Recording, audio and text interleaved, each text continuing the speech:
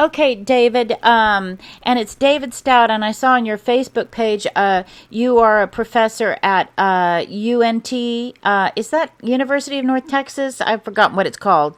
Yes, you got it. University of North Texas. Okay, and I saw, I mean, your page is so technologically advanced. I mean, you're practically speaking another language as I try to understand the kind of work that you're doing. So, if you can make it as straightforward as possible, are you implementing AI in your work already then? Uh, I definitely am, and I'm a multidisciplinary artist, so I've studied both the visual arts, music, and the performing arts, and I've been working with technology since the late 70s. And I've been Wow. working with generative systems since the late 70s. So my context for understanding this is a little different than what is getting written about. I have to say that. Well, you've been certainly, if you've been involved since that time, you have been part of its evolution and probably must understand it very well. Well, I wouldn't really say that, Okay.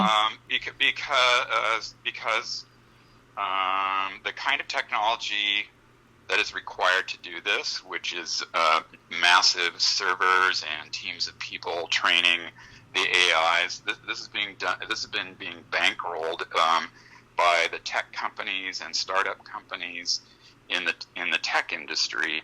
And only recently, and there are some research laboratories around that are sometimes have been headed by artists, but probably more likely computer scientists or hybrids between those two disciplines that have been doing work on a smaller scale.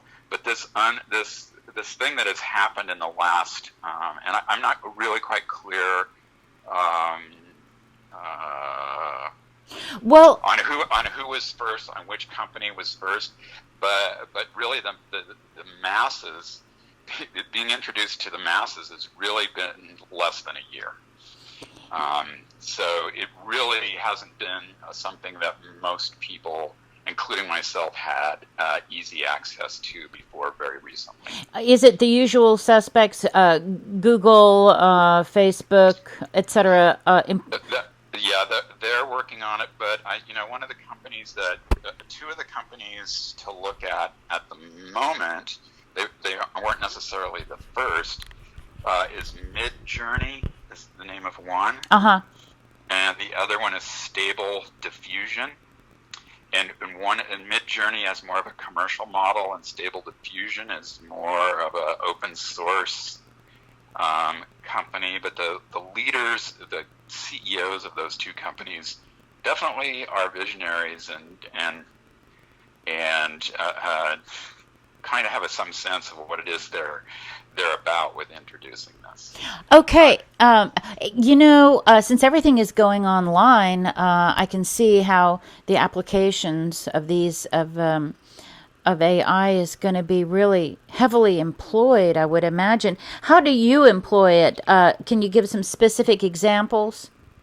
Um, yes, I work in a combination of music, filmmaking, and visual art that you put on the wall. So digital printmaking, and also I do live audio visual, or you could say visual music performances. And so I'm looking at using this in animations and films, and I'm also exhibiting it in new media shows and print shows. Okay. For example, the visual arts that you said, that is something that people can understand. Hmm. How would you employ it in that way? Artists are picking up a paintbrush and going at a canvas. How are you employing AI with your visual? Well, in this kind of AI, which uses a technique called natural language processing, which is very simply, and anyone can do this. You type in a short phrase of what it is you'd like to see, and the the machine, if you will, or the online servers that you have access to, will usually produce this in anywhere from like 15 to seconds to 15 to 35 seconds, something like that. Yeah. So it sounds on the surface really simple, and it definitely is. It's something that anyone can do. But if you want to make actually good art with it, it's a lot like photography. You have to make hundreds of images and then choose the 3 that really work, if you're lucky. Mm-hmm. And that's putting a level of critical attention to it as an artist that is not necessarily what we're seeing with online people that are just generating stuff and posting everything they make. That's kind of a different, that's sort of more the common approach. But treating it more like photography, I think that's easy for people to understand, that photographers will take hundreds of images and only choose a couple of them. Yeah, I see. Do you have a piece that you did that you can name that you applied AI to, and can you describe it, or? I have a series of works called Cosmograms that are going to be exhibited at a gallery in Santa Fe next week. They're all entirely produced with AI, no handwork in them whatsoever. And yet they look like they've been done by hand, and they not only look like they've been done by hand, but they look like they've been done in a really fast and messy way that we don't associate typically with computer images. Mm-hmm. Well, that's incredible. So it is coming to a gallery near you. Yeah. Wow. Now let me ask you, though, then the controversial part of that is that I would say you are a qualified artist and a trained artist, but there are those out there who would object if, for example, someone didn't have your background, like the man who made the image that caused the controversy. If they didn't have an art background, but they got into a gallery using AI would have done the work for them.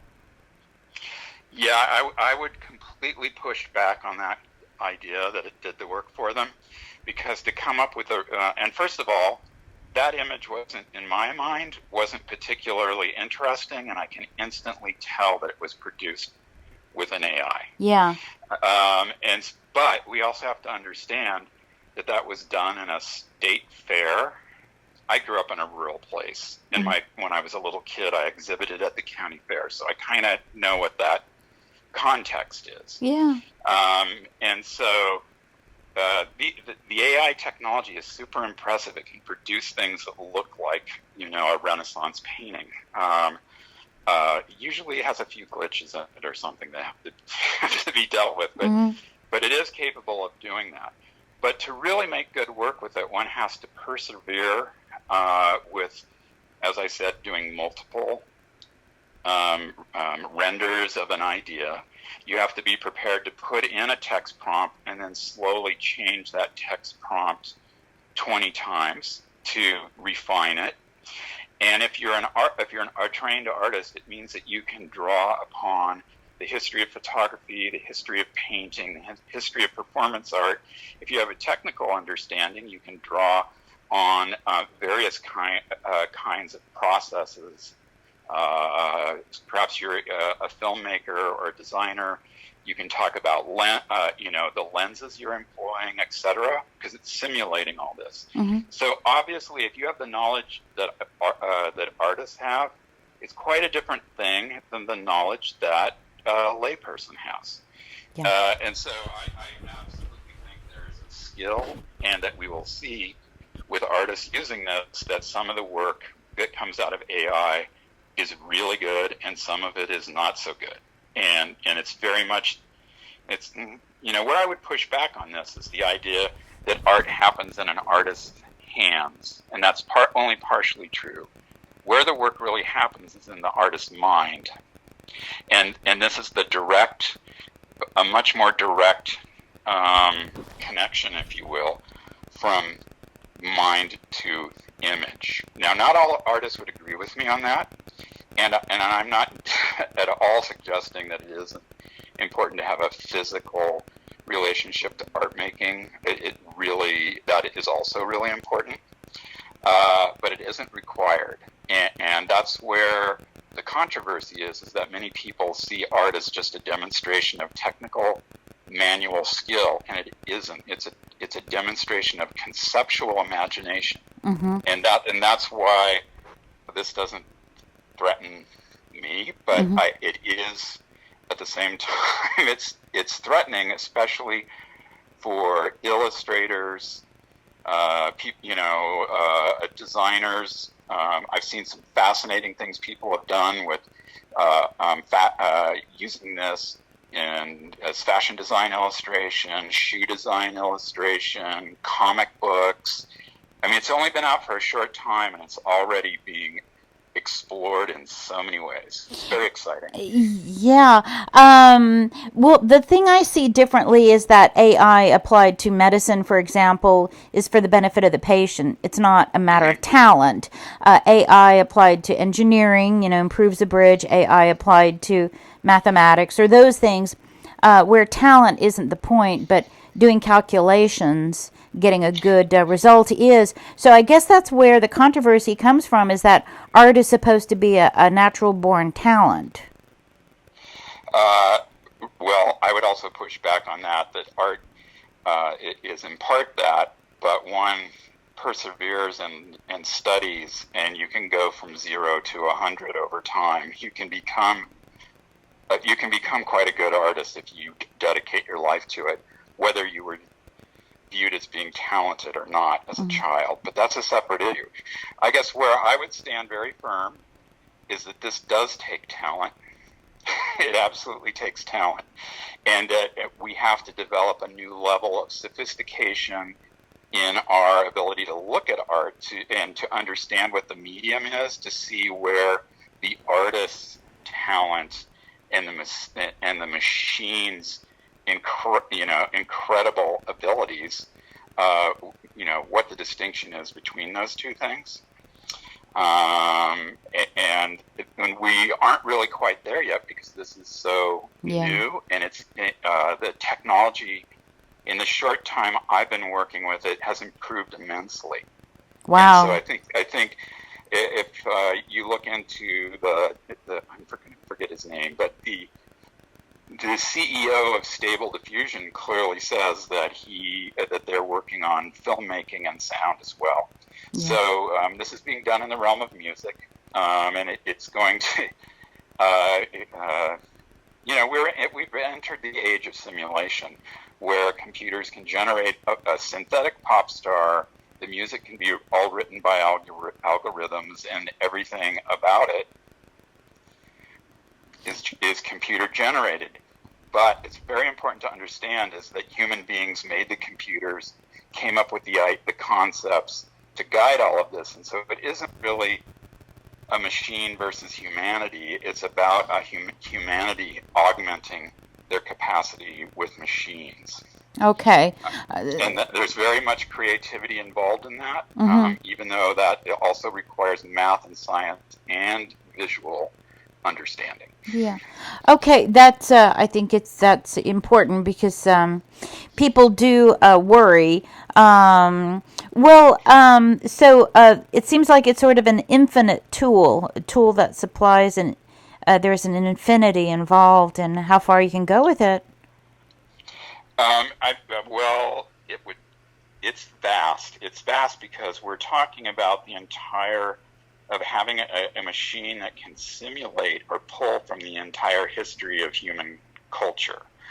But then when we talk about, let's imagine what our future will be, there are always elements that are sort of maybe haven't been digitized yet, that still require the human imagination or something beyond the human imagination. So I don't know if it's really infinite, but it's certainly near infinite. And any artist that's playing with this, one of the things that these machines are trained on is on the artwork of other artists throughout history. So if you have a knowledge of, and you're imagining, what would it look like if Georgia O'Keeffe and Paul Gauguin and Alex Gray made a painting together, well, you just type that in to see what it would be if they collaborated together. So it sounds like it can also be fun. But it's a lot. It's very, very addicting. It's very fun. Yeah. Well, that's just very interesting, and you're embracing it. And I guess your advice to other artists is not to be scared of it, but add it to your tool chest, as they say. Uh, Absolutely. I recently was working on a proposal for a commission. It's essentially a competition. Mm-hmm. I used the AI to create a storyboard for a proposed film. And had I done, and I could have done the same thing by hand because I have those skills, but it would have taken what I did in 3 days. It would have taken me 3 months to do by hand. Yeah. And so you can see in a commercial context for artists, and this is where there is concern, and it's larger than just the arts. It's how automation is affecting our livelihoods across a lot of different areas. And so in a commercial setting where illustrators and designers are called in to work on a concept, to visualize a concept, create a magazine cover, whatever, it is disconcerting to think that somebody that has very little training and maybe not that, isn't going to really do that good a job, but maybe a good enough job using an AI, and thereby putting people out of work. So there's no doubt that is a concern, but I would add that that's a concern that's hitting just about every field. And this AI thing will not stop with just visual art. It's going to enter into the music, and it's already affected